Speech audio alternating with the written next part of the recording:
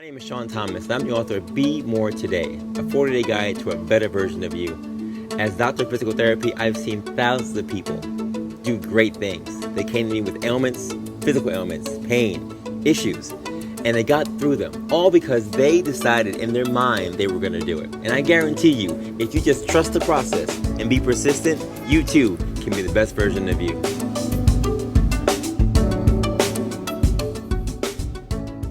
Have you ever been out and about with nowhere to stash your keys and ID so you can be hands-free? Whether you're running errands, traveling, or hitting the trail, Spy Belt is a belt that goes where you go. Made with stretchable fabric and a low-profile design, Spy Belt is your perfect companion to keep your essentials secure without bouncing or chafing.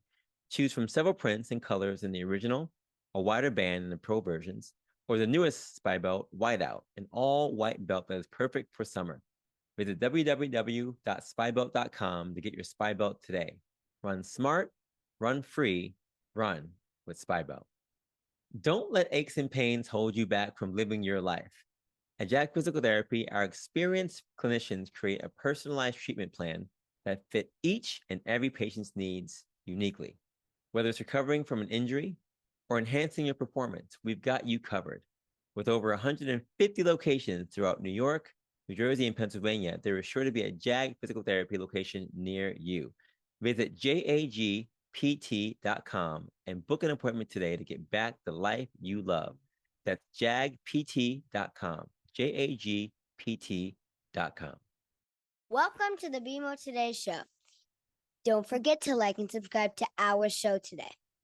Now, let's hear it from our host, Dr. Sean Thomas. What's going on, folks? Your boy again, Dr. Thomas, back in the building with the Be More Today show. We are back in the building. And folks, we are here in September. It is a great time. The fall weather is upon us. You can feel it changing, but it's great to be here. And we're so excited again now in season 5, continuing in season 5 of the Be More Today show and celebrating our 10-year anniversary of Being More Today. It's been a great journey, allowing us to showcase so many great people, so many great talents, doing so many great things in the world of health and fitness. And you already know, Be More Today is a movement. Our Steps for Greatness Challenge continues to go every single season. And more merch is on our BeMoreToday.com site, along with our Facebook page for Be More Today and Instagram and Facebook as well. So again, follow us on Apple Podcasts and Spotify Podcasts, as well as YouTube. Now the show is heard in 86 countries, over 64,000 downloads. Again, thanks to your love and support, this show continues to grow. And it touches people in various ways. When I get comments and messages from people saying, yo, keep pushing forward, I appreciate that. And I love you guys so much. And our quote for today, as you know, is simple as always. Balance is not something you find, it's something you create, by Yana Kingsford. Listen, balance is so important for us in so many ways. Not just physically, as you know, I'm a therapist, so I talk about balance with my patients every single day. We have to have balance in terms of movement, but also the balance of our general lives. As you know, I have a daughter and trying to balance work life with family life, trying to be a superhero at work and at home while trying to stay fit, while trying to write a second book, while trying to do the podcast, while trying to do all these different things. It becomes a struggle. It becomes hard. And I found my way to keep my balance. I've talked about that in my book a number of ways. And even my new book coming out, Project More, talking about ways to keep life balanced with all things that are happening, distractions, you know, the gambit. But I said, who could I bring on the show today to talk more about balance as a whole? Someone who's been a pioneer in terms of inspiring others to keep a balanced life, not just in terms of their health and their wellness, but also emotionally, and also in terms of their planning, yes, and their fitness as well. And I was blessed to have the opportunity to meet this rock star, this podcaster amongst podcaster, and the one who really keeps life balanced, not just for all people, but for herself as well. And her name is Les Alfred. Now, folks, we are in the presence of greatness. And if you already know who she is, you're more excited than I am. She's an award-winning podcast host, speaker, and content creator. For nearly a decade, Les has created inspiring, approachable wellness content, leveraging her expertise as a personal trainer, a nutrition coach, and a certified yoga instructor. As the host of Balanced Black Girl, a chart-topping weekly podcast. Les facilitates thoughtful interviews and insightful solo episodes exploring the various aspects of life that contribute to wellness. Balanced Black Girl covers everything from wellness to productivity to personal finance to self-care. Her mission is to help others create nourishing habits that help them create necessary spaces to live their best lives. And we love people living their best lives. So, ladies and gentlemen, boys and girls, pets included, please welcome to the stage our guest for this week's On the Be More Today show, none other than Les Alfred. Les, what is going on? Oh my goodness. Thank you so much for such a kind introduction. I really appreciate it. You are very, very welcome. It's my honor and my pleasure to have you on the show today. And I have to let people know my daughter Sonali is my biggest advocate. She's probably my biggest supporter. You and her actually, and I, because I was watching, met at a tennis game with a group called the Kings County Tennis League. And I got to give a shout out to them and to Rob and all the ones who come together for this group. My girl is a part of this great organization that has a summer program called Go Girl Go. And you are one of the guest presenters, speakers, players for the day. Just talk to them a little bit about what that was like and how you even met the great people at the Kings County Tennis Club. Yeah, it was such a great afternoon. So, probably about a month ago, I was walking down the street in New York, and this young woman came up to me. She said hi. She introduced herself, said, "My name is Lola. I really love your podcast. I work with this organization called Go Girl Go, where we, do tennis and development for young girls. We'd love to have you come speak. Would you be interested?" And I was like, "Absolutely. I'm a terrible tennis player, but I'd love to come hang out. Like, can't do much in terms of tennis, but I'm happy to come hang out and talk to the girls." And so that was how I ended up getting connected with the organization. And um, I had such a good time. I got to do a little talk with the girls. They asked such great, insightful questions to be so young. They just asked phenomenal questions. I had the best time chatting with them and then playing some games. They're definitely better at tennis than I am. And it was just a really great day. Well, you had some skill out there. I saw you trying to do your thing. So, you were doing your thing, which is great. But my daughter Sonali was really impressed with you, not because you were just a podcaster and she wanted us to meet, but also because you had a chance to meet Michelle Obama. And in her mind, anyone who's met Michelle Obama is like, whoa. So I had to just give you a chance to share what that experience was like as well. I did. I met Michelle Obama. It's up there so far on one of the best experiences of my life. So how that came to be is actually it started Balanced Black Girl back in the fall of 2018. I was still living in Seattle at the time, which is where I'm from. And shortly after I started the podcast, I also decided to start a book club to go with it. And so I just thought that it would be a good way to like get listeners together to kind of try and get some more excitement around the podcast. And so the very first book that I selected was Becoming by Michelle Obama. That was the memoir that she wrote back in 2018. And I selected it like right after it was released. This was maybe November, December of 2018. Mm. So, I posted on Instagram, "Hey, I'm reading Becoming by Michelle Obama. If you're interested in this book club, read it along with me. If you're in the Seattle area, we're going to have, a meeting when we all finish the book." So, ended up getting a group of women together, I believe in January 2019, to have a book club to discuss the book. And we all had a really great time. And the following Monday, I was walking to work, and one of my coworkers called me, and she had previously worked on President Obama's reelection campaign in 2012. And she said, Mm. "Hey, Michelle Obama's coming to town for her book tour, and she likes to have private book clubs at each stop. I know you just did a book club featuring her book. Would your book club be interested in having a meeting with her?" And I was like, Do you even need to ask? Tell me Right. where to be, tell me Right. when, Yeah. tell me, just give me the information." So we ended up, going through the whole process to set it up. And then we actually got hit with a giant snowstorm, and the book club ended up getting postponed like 2 months, but we'd all, gone through background checks Yeah. and clearance, and we'd all signed NDAs. So for 2 months, all of us in this book club knew we were going to meet Ah, Michelle Obama. We couldn't nice. say anything Got for it. 2 months while it got postponed. So fast forward 2 months later, it was March of 2019. The time finally comes. We got to have a private book club session with Michelle Obama, and we got a lot of time with her. It was probably about 90 minutes of us Oh, just getting to sit down and just talk to her, talk about the book, ask her questions about life. yeah. And she was just the coolest, like bubbliest, most down to earth person. And it was Mm. up there with one of my best experiences. That is incredible. That's a great story. That's wild. Yeah, no, we love her so much. I love her so much. And yeah, the fact that you knew that was going to go down 90 minutes with Michelle Obama, I mean, yeah, that's awesome. So listen, I want to talk to you about so many things. Let's start with the fitness portion. And what I learned about you and just doing my background assessments of you, I didn't know you were into fitness from the beginning, right?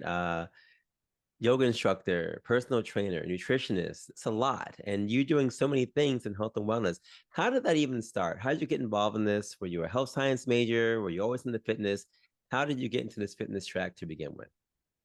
Yeah, fitness is kind of what started all of this for me. So, I became interested in fitness the summer between my junior and senior year of college. I was not a health science major, I was actually a business major. Mm, Um, because when I was in college, I was just focused on whatever I thought could get me the highest paying job. And I had actually wanted to study communications and media. I'd always wanted to be a journalist. And then I realized journalists don't make a lot of money. And I had already taken out a lot of loans to be there. And I was like, mm, I'm going to pivot to mm-hmm, something that will make money. And so I had my sights set on being a corporate girly. And that summer, I had my first real corporate internship and I got my first taste of what corporate life was like. And I was like, oh, I mm-hmm, hate this. mm-hmm. But felt like, well, this is where I am. This is probably the company that I'm going to come back to after college, which I Yeah. did end up doing. And I was like, this is absolutely miserable. Mm, I found myself just being really lethargic, having no energy. And I was like 20 years old. I was like, I'm so young. Why do I feel this way? I didn't have the best wellness habits throughout college. And so at the time, I just thought, well, maybe I should start exercising. Maybe that'll help me like have more energy to get yeah. through the day. I was really just trying to get through this painful internship. And I was like, okay, I'm going to maybe work out. I'm going to start drinking water, like very basic Right. things that as a college student, I wasn't really doing. And I noticed very quickly that I did start feeling better physically. I did start feeling more alert and more, focused and mentally sharper. I physically started becoming stronger, but I also noticed changes in my personality. I became a lot more confident. I Mm, started believing in myself more. mm, And that was really the beginning of my wellness journey. And so after college, I did end up going back to that same corporate job and mm. hating it just as much as I did as an intern. Yeah. And I found myself feeling like my daily workouts were like the best part of my day. And so I started going to the gym really early in the morning before work so that, it was a little bit more empty and I felt comfortable roaming around and learning more about how to work out. And decided that I wanted to be a trainer to help other people feel the same. And so then that was when I started studying fitness. And then it just created this whole domino effect that got me to where I currently am. That's pretty cool. A lot of people get into it because kind of like me, I got hurt, so I had to go to physical therapy. So as a result, I became a physical therapist because I just was so engulfed in it. But you had a similar story. You found a niche that you knew you needed and you saw it being beneficial, and then you wanted to help others. So I applaud that. I applaud that so much. And I was watching one of your videos the other day talking about 3-2-1 method, which I had not really heard before, but I was curious if you want to share with us just what that method really means to you and how you've applied it to your fitness life. Yeah, so that's how I currently structure my own personal workouts. And I've done every which type of workout and style of exercise, and I've gone through every phase of everything. What I found really works for me is doing 3 strength training workouts per week, 2 forms of like either kind of mobility or body weight training. Usually that will be some sort of Pilates or yoga each week, and then 1 intentional walk each day. It's what I found just gives me enough variety and has helped me kind of feel really good mentally and physically. And so that's how I structure my own workouts. Yeah, I like that. We talk about a number of things on the show. We have a number of runners who follow the show, a number of women actually also who follow the show. Our show is predominantly probably 70% females and 30% males, just based on analytics. But a number of them are into running and walking challenges and whatever else. So we talk about a number of fitness options for people to do. So I think this method is a great template for those who are kind of searching what to do. How can I do these things? And like you said in most of your videos, it doesn't take a lot of time, right? You put a little bit of time into that thing, keep the structure, and do that consistently. You'll see results. So that's great. That's great. And I think about the fitness component, and I look at your podcast and the fact that you've now transitioned all these things. You talk about being communications major, and I mean, clearly communications is the social media of today, right? You've kind of put all these things together into an amazing platform called Balanced Black Girl Podcast. Now, when did this become the thing that you knew you wanted to do? How did it start? Where did the name come from? So many questions about this thing. Tell us a little bit about the podcast and how it became so big in terms of what you're doing now. Yeah, so I can't tell the Balanced Black Girl origin story without first talking about my content creation origin story. So I actually started creating Mm. content in 2014. I started off as a blogger. I had a blog called The Balanced Berry. Please don't look it up, people. It is so I'm humiliating, looking it up right now. content that I was creating 10 years ago. But I was talking about finding balance in my wellness journey because shortly before that, I had had a point where my relationship with food and exercise wasn't the healthiest. I was definitely overdoing it. And so I was trying to find a way of, okay, how can I prioritize my health without losing my sanity? And how can I still be healthy, but be social and be fit, but not spend hours in the gym each day? And I was figuring out what that looked like for me. So that was where the whole idea of balance kind of came from. Yeah. And so for several years, I had shared, fitness content, healthy recipes under the Balance Berry for about 4 years, from 2014 to 2018. And in 2018, I was just really going through it. I was having a rough time. I was having really bad quarter life crisis. I was in another terrible job that was just a toxic workplace. I was going through a really bad breakup. I really was not feeling the content that I was creating, and I just decided to fully walk away from it. I thought that I was just going to be done creating content altogether, but I at least just wanted to take a break because I Yeah. felt like I was doing too much and I felt really dissatisfied by all of it. And so I ended up just taking a break from content altogether. And so while I was away, I was still getting messages from women on social media who were saying, "Hey, Les, I know you're taking a break right now, but I'm really hoping that you come back because I don't see a lot of other Black women talking about wellness in my feed. I don't really have a lot of other people that I can follow and look to who look like me who are creating those types of content." And so I thought, okay, me being the only one creating that content or me creating that type of content was burning me out. But what if I found other Black and brown women who are creating that type of content and introduce them to my audience? And Mm. that was where the whole idea of the podcast came from. And I was sitting at work one day, that idea popped into my head. And then I literally had a thought that said, start a podcast, name it Balanced Black Girl. I immediately went on Amazon, ordered a microphone, and launched the podcast like a week later. I didn't know anything about podcasting. I had listened to a lot of podcasts, but I didn't know anything about creating podcasts. Yeah. Spent about a week not really sleeping, building out the website, learning everything I could about podcasts, and launched it in October 2018 and have been going ever since. That's amazing. So many gems I just took from that. But again, you finding again that niche, right? And seeing that you saw something that you was lacking in your life. Now you're going out there and providing that for others, and others are really seeing that you become a part of their everyday, every week, really routine to stay balanced in so many different ways. I applaud that in so many ways. And again, I think a lot of podcasters, including myself, go out here and try to figure out, well, what's hot right now? What are people talking about? What's most important? What's most popular? And you try to put those things out, but it really comes down to you just staying in your lane and sharing what you know, what you love, what you're into. And the followers who follow you are going to follow you, right? The people who are going to be into your content are going to be into whatever you're sharing every single week, every single month, whatever. So a number of podcasters on this show actually talk about that same process and giving podcasts time to grow and to germinate and to do their certain thing before you really see success. A number of our listeners actually follow your podcast, as I was looking at some of the people who follow you, and they're really into what you're sharing. I'm curious if you have any tips for upcoming podcasters or those who are also trying to create content in different niches where they see there's not enough of whatever, right? What are some tips you can share with them about how to be successful in putting their stamp out there and putting their mark on the world? Yeah, I would say the number one thing that helped me as a podcaster, I didn't even realize that I was doing this. And I touched on it a little bit in the story I just shared, was to get super clear on who your listener is. Mm, So, who is it that you plan to touch with this podcast and what do they care about? And then start talking about that thing.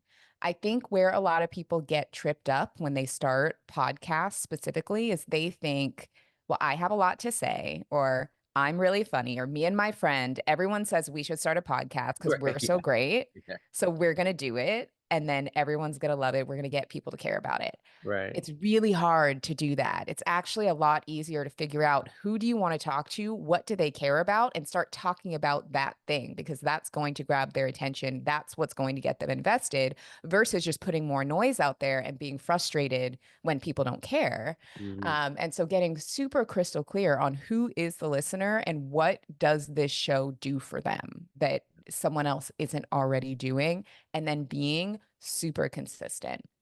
Podcasting is such a slow burn. It is not like TikTok or Instagram or even YouTube where there is an algorithm supporting your content. People have to go out and seek it. And that's what makes growing podcasts so hard. You cannot create 4 episodes and then disappear if you're not getting enough listens. You need to be putting out your podcast consistently for a few years to see any traction, unless you already have a huge following somewhere else. And that still isn't going to guarantee that people are going to listen to your podcast. It takes a ton of consistency.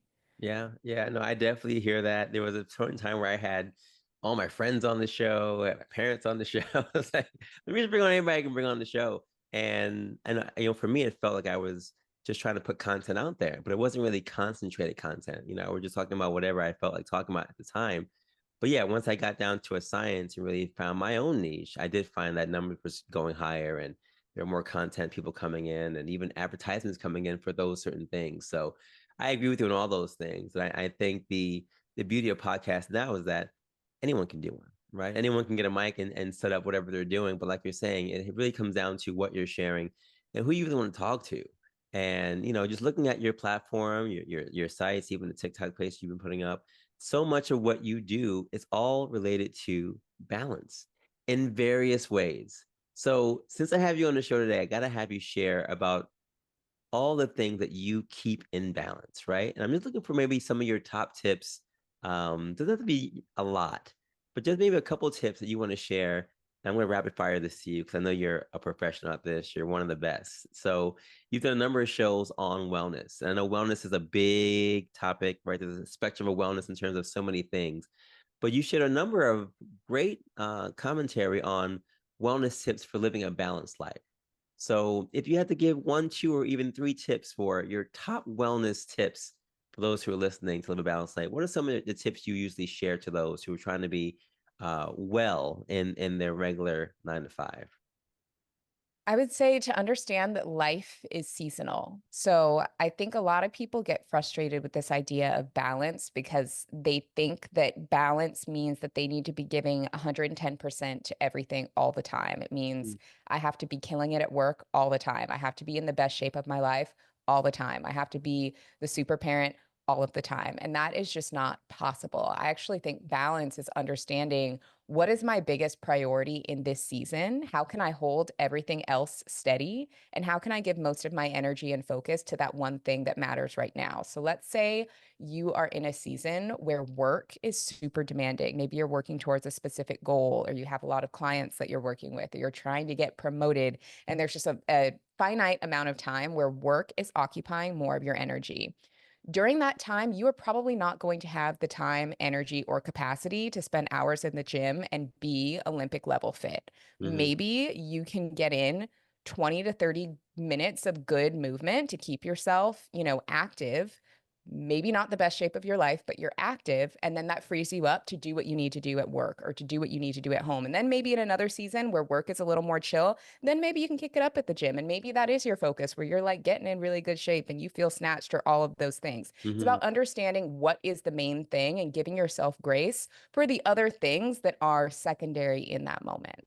Yeah, I think the grace part is a big part. I think a lot of people get bogged down with not being as successful or as productive as they may see on Instagram or on Facebook or on Twitter, right? The people are out there who are putting up all kinds of content showing what they're doing from 9 to 5, and it's like 1,000 things, right? But are they really being productive in those things? Are they really being the best they can in those certain things?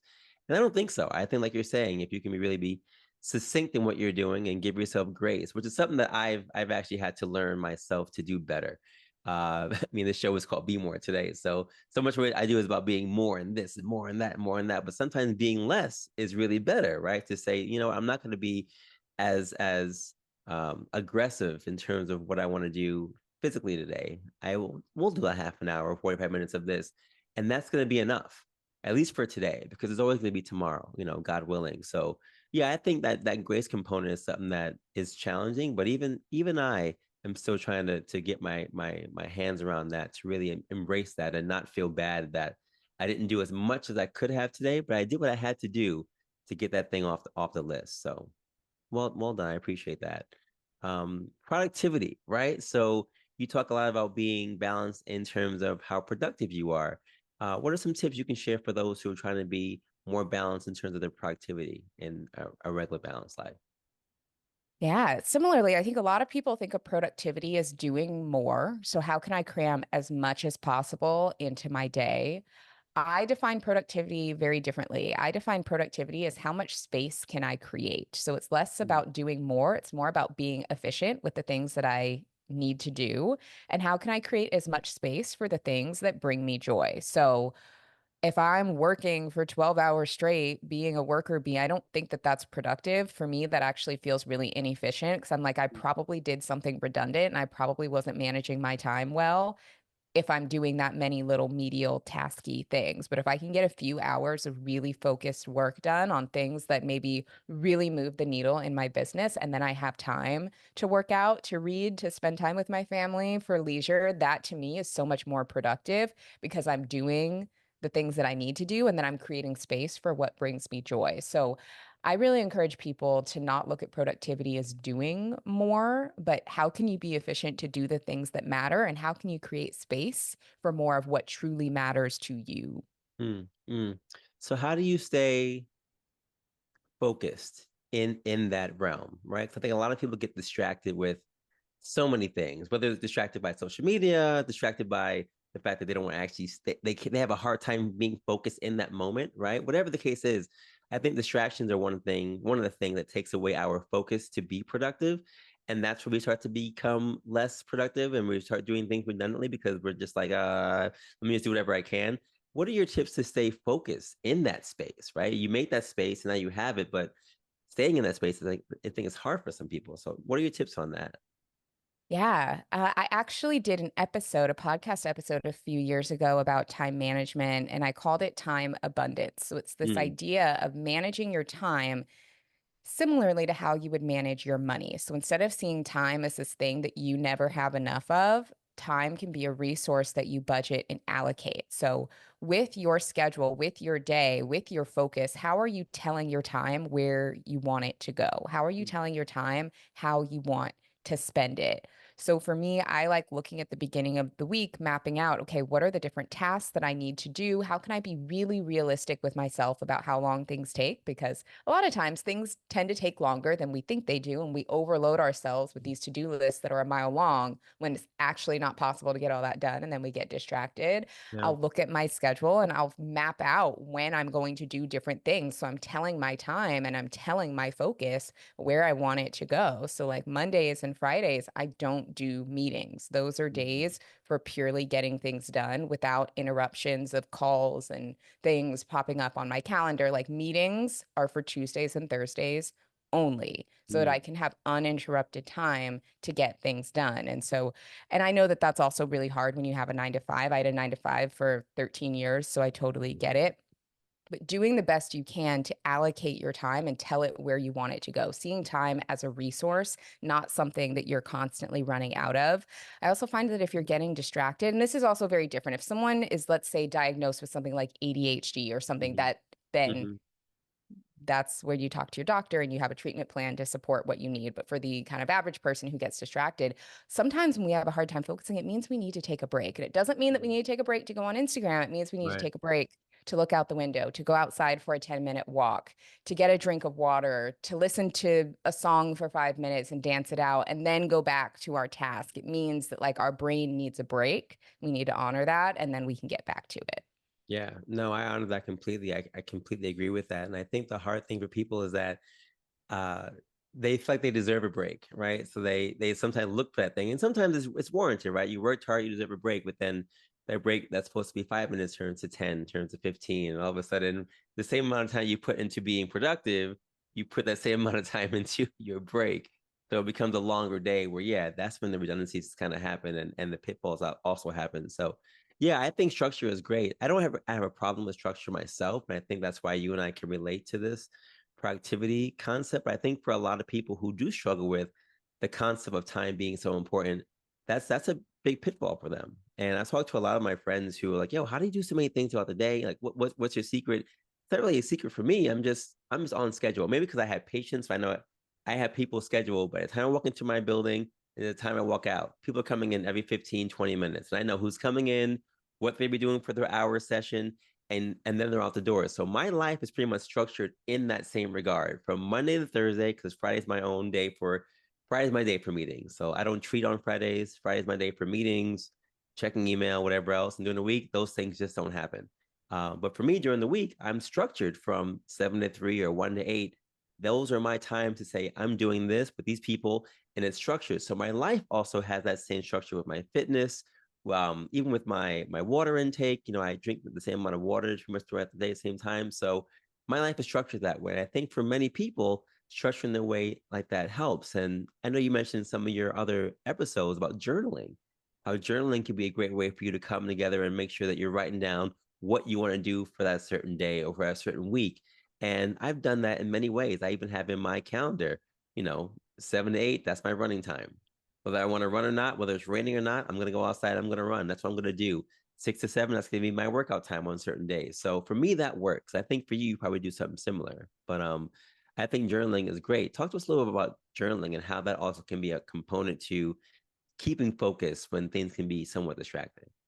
Yeah, I think journaling is just a really safe space to let yourself fully express yourself. It doesn't have to look a certain way, it doesn't have to sound good, it doesn't even have to make sense. Hmm. Journaling is just purely a way to get noise out of your body, out of your head, and onto a page.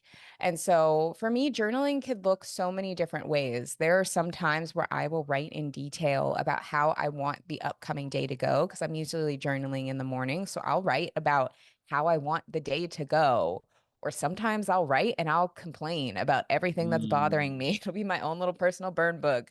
Or some days I will just write just a page of affirmations of things that I may not even necessarily feel are true. Maybe I have had times where I've been super distracted because I also still, deal with that. I think all humans do. And I'll write, I'm so focused. I'm so efficient. I manage my time so well. Even if I don't feel it in that moment, I will just fill up a page like, I don't know, Bart Simpson on the chalkboard style, You're just right. saying it over and over until I believe it. It's truly, I go to my journal and every day it looks a little bit different depending on Mm. what I need that day. But the Mm. page is just a blank canvas for me to create and express whatever I need to express that morning.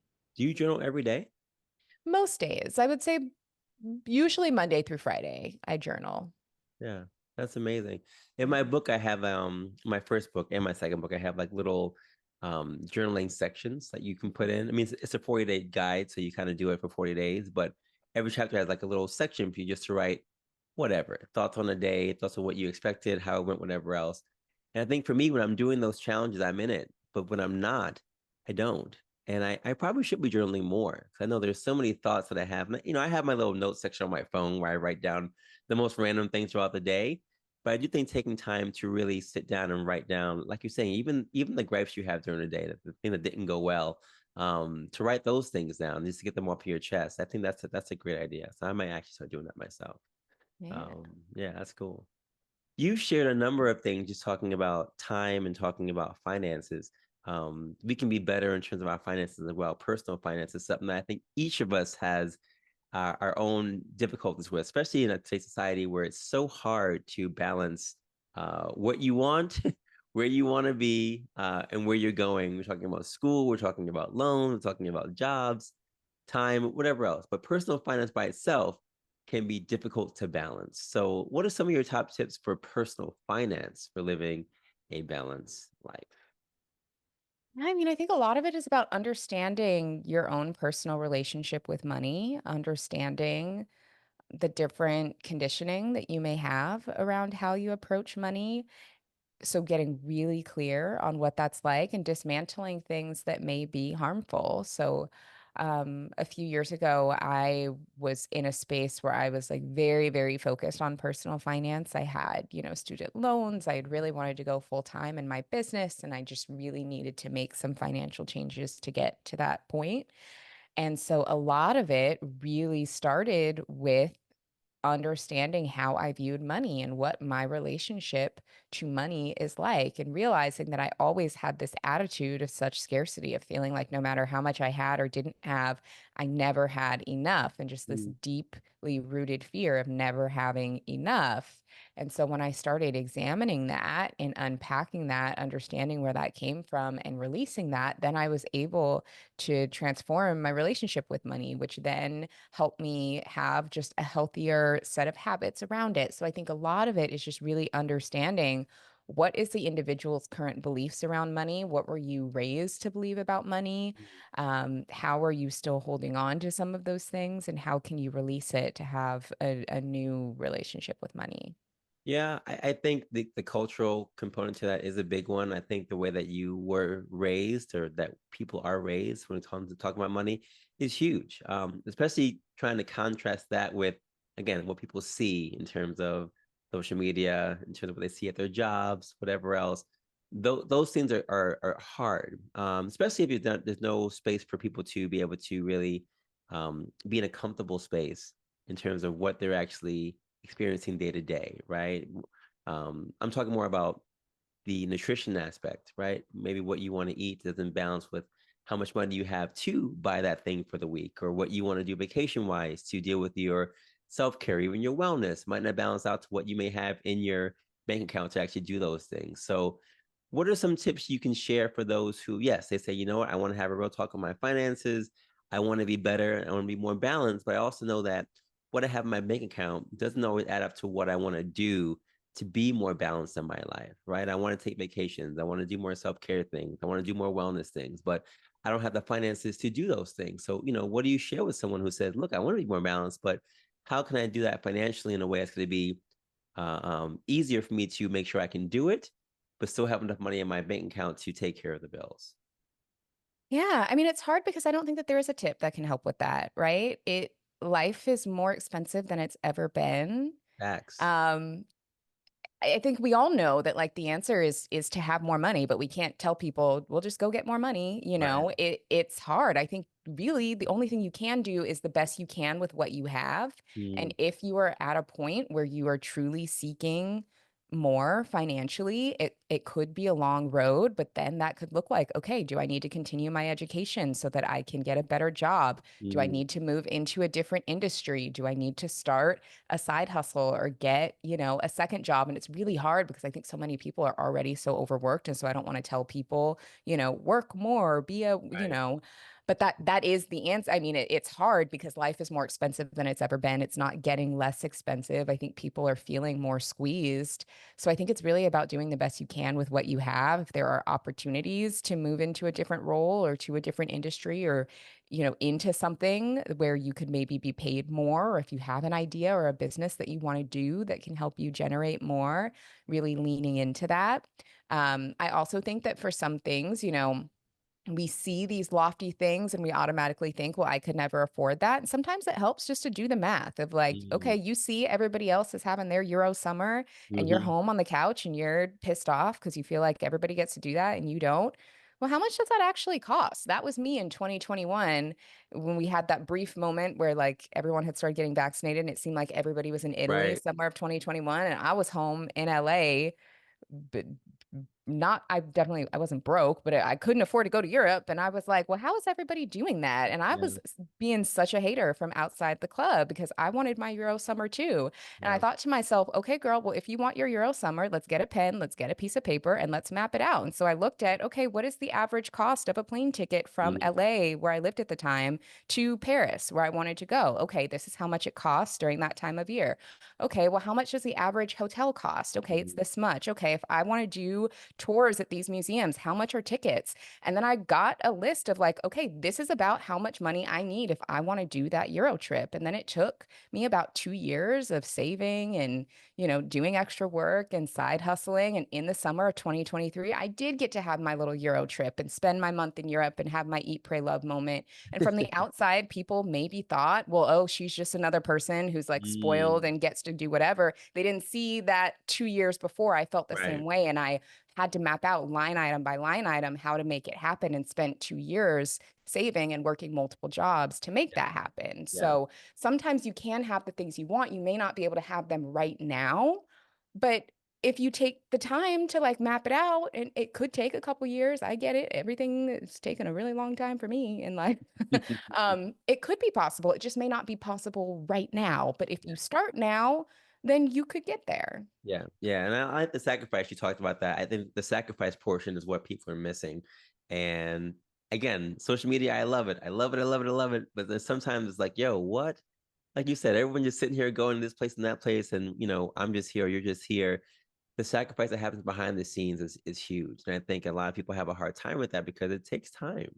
It takes time to put that kind of work in. So I've definitely been doing that as of late. I mean, we've gone to a number of places every year. We're going somewhere. My daughter Sonali, who you met, has no idea how blessed she is to go to Paris as a Yeah. 9-year-old. We were there this year, and we're going to Tokyo next year, and all these different things that she's gonna have, as her experiences and her passport.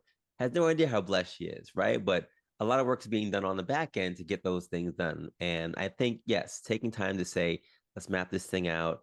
Let me see where I can cut pennies here and there, sacrificing maybe even eating out sometimes to make sure that you have enough money to do these things is a bigger picture for that self-care moment. And I want to talk about self-care because this is, I think, your bread and butter in terms of what I've been seeing you post the last couple of years.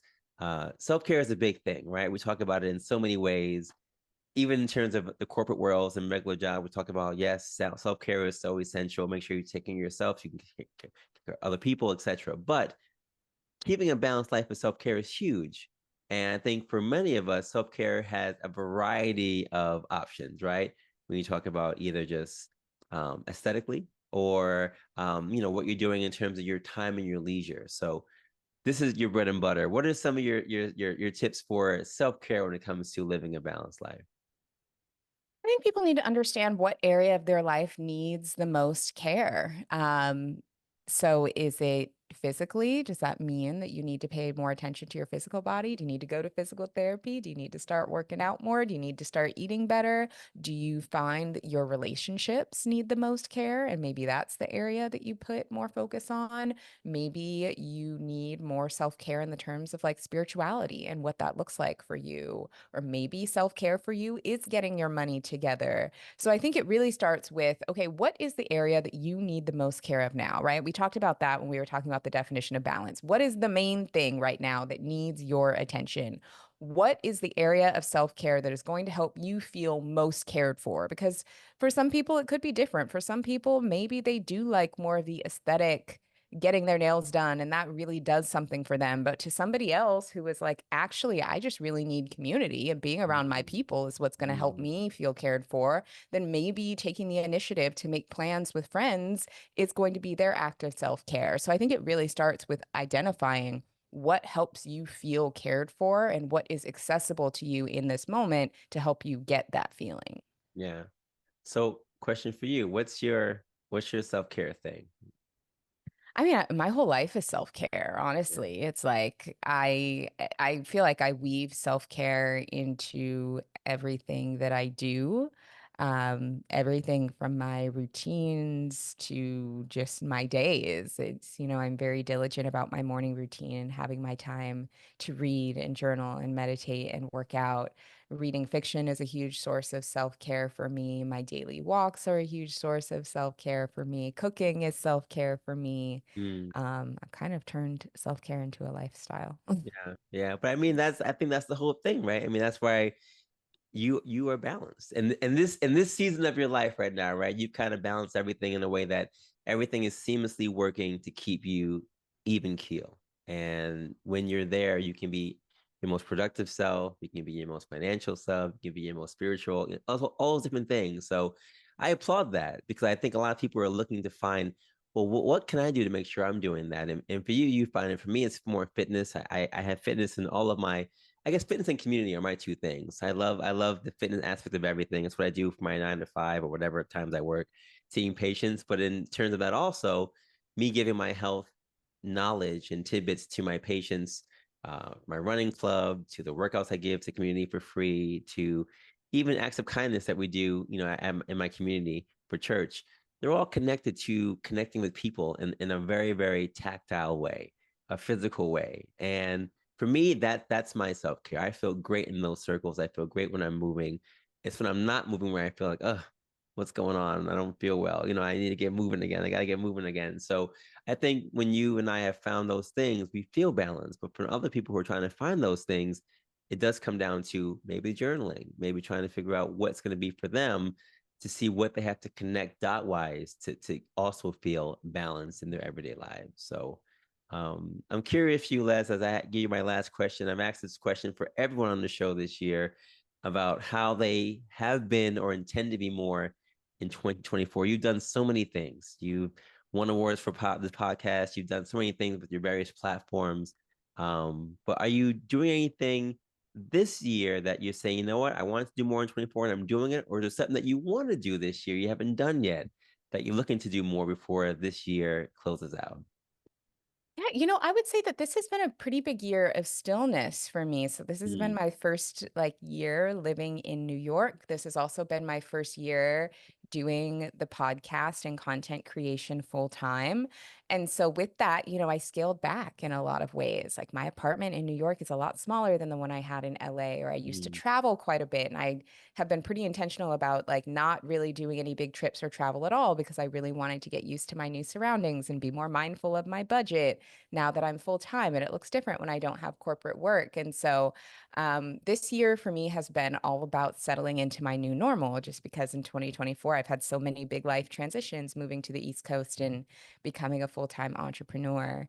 And mm. so, yeah, for me, being more has just been all about settling into my new normal, because my life is so drastically different than it was, in 2023 and before. Wow, wow. Well, listen, I think you're doing great so far. I'm very excited that you're now on the West Coast, the East Coast. And listen, any final tips you want to share with listeners about the podcast, about your work that's coming out, your content, or any tips you want to share just about more ways to be balanced in their everyday lives? Yeah, one more thing that I would add to the self-care conversation that we had is to remember that a lot of these things are tools that are actually designed to help us when things get rocky. So I think life has ups and downs for everybody. We all have seasons where maybe something is going on and it's hard to be as consistent with our workouts, or we have things that kind of knock us off our feet a little bit.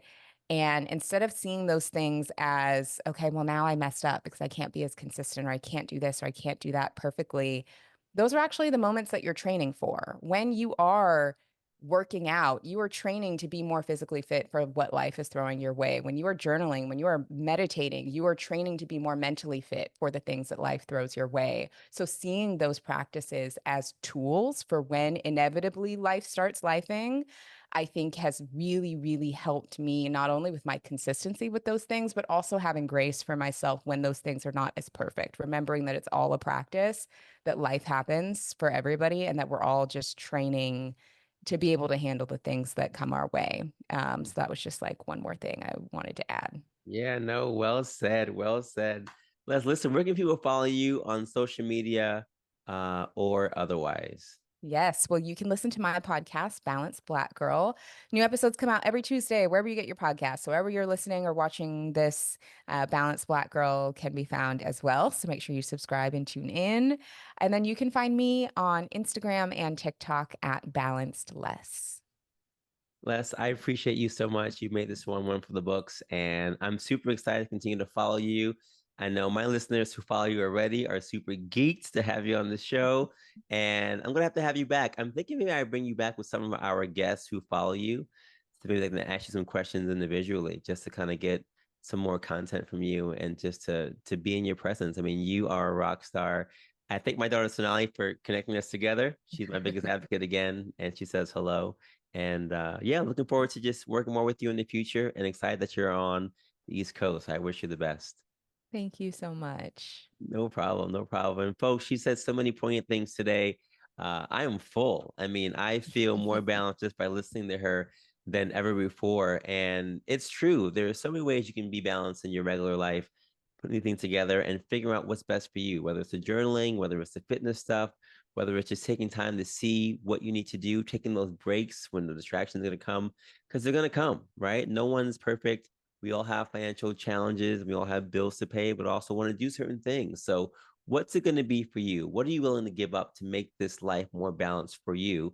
And when do you want to start? You know, talking about it is cheap, but talking about it is the best way to start. And sometimes, again, it's about taking those small steps to get the bigger picture going, as Les talked about.